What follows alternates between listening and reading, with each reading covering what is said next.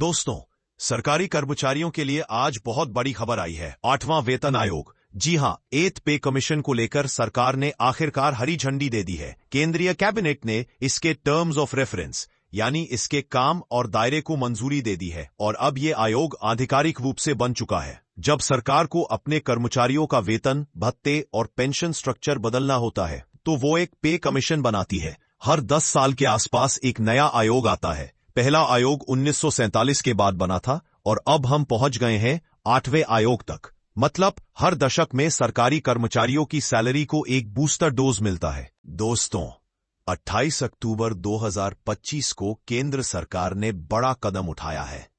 Cabinet ने 8वें वेतन आयोग के टर्म्स ऑफ रेफरेंस को मंजूरी दे दी है।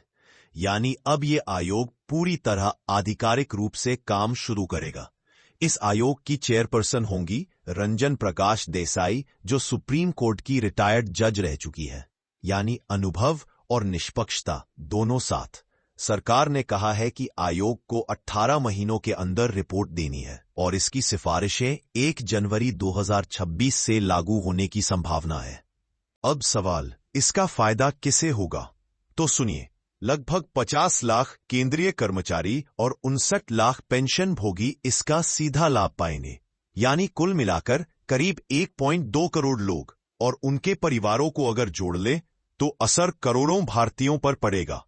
अब आता है सबसे मजेदार हिस्सा, कितनी बढ़ेगी सैलरी?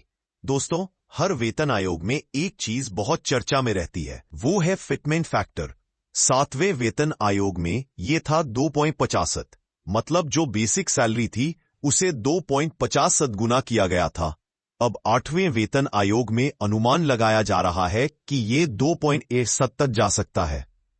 मतलब मान लीजिए किसी कर्मचारी का बेसिक पे अभी 20,000 रुपए है, तो 2.87 फिटमेंट फैक्टर के हिसाब से वही सैलरी सीधी 57,200 रुपए तक जा सकती है। अब बताइए, कौन नहीं चाहेगा ऐसा वेतन आयोग जल्दी लागू हो? और हां, साथ ही डीए, बियरलेस अलाउंस और एचआरए, हाउस रेंट अलाउंस में भी बढ़ोतरी तय मानी जा रही है। यानी सिर्फ बेसिक नहीं, पूरे पैकेज में सुधार। पेंशनर्स के लिए खुशखबरी। अब जरा हमारे पेंशन भोगियों की भी बात कर लें। जो लोग रिटायर हो चुके हैं उनके लिए भी ये आयोग किसी वरदान से कम नहीं है, क्योंकि पेंशन की बेसिक राशि भी नई सैलरी संरचना के हिसाब से रीफिक्स की जाएगी। इसका मतलब पेंशनर्स को भी सीधा फायदा मिलेगा और उनकी मासिक आमदनी में भी अच्छा इजाफा हो सकता है। सरकार पर कितना खर्च बढ़ेगा? अब भाई, जब सैलरी इतनी बढ़ेगी तो खर्च भी बढ़ेगा ना। जानकारों का अनुमान है कि इससे सरकार पर हर साल लगभग 1.5 से 2 लाख करोड़ रुपए का अतिरिक्त बोझ आएगा। लेकिन सरकार का कहना है ये बोझ नहीं, हमारे कर्मचारियों में निवेश है, क्योंकि जब सैलरी बढ़ेगी तो स्पेंडिंग पावर बढ़ेगी और बाजार में डिमांड भी बढ़ेगी, जो अंततः अर्थव्यवस्था के लिए फायदेमंद होगी। अब आगे क्या होगा?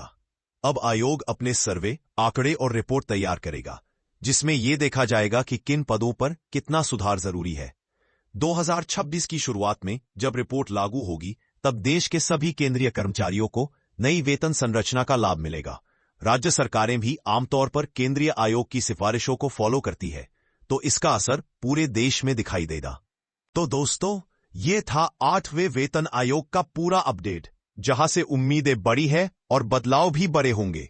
अगर आप या आपका कोई परिवार सदस्य सरकारी नौकरी में है तो ये खबर आपके लिए किसी त्योहारी तोहफे से कम नहीं। आपको क्या लगता है, फिटमेंट फैक्टर कितना होना चाहिए? 2.5 है या उससे ज्यादा? कमेंट में बताइए, और अगर वीडियो पसंद आए तो लाइक, शेयर और सब्सक्राइब करना मत भूलिएगा। फिर मिलेंगे अगले वीडियो में नई जानकारी और जोश के साथ।